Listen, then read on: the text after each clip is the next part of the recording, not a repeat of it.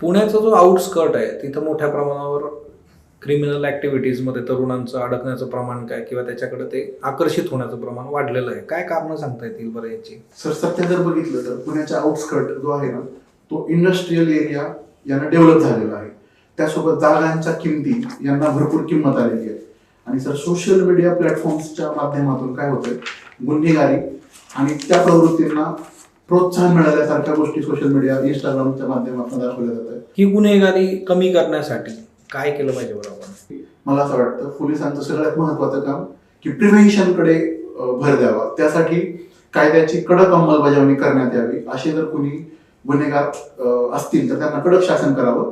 त्यासोबत सर हे जे तरुण लोकसंख्या त्याकडे वळत आहे त्यासाठी स्किल डेव्हलपमेंटचे कोर्सेस राबवून किंवा एक प्रबोधनाच्या माध्यमातून उचित त्यांचं प्रबोधन केलं तर ते तिकडे जाणार नाहीत असं मला वाटतं.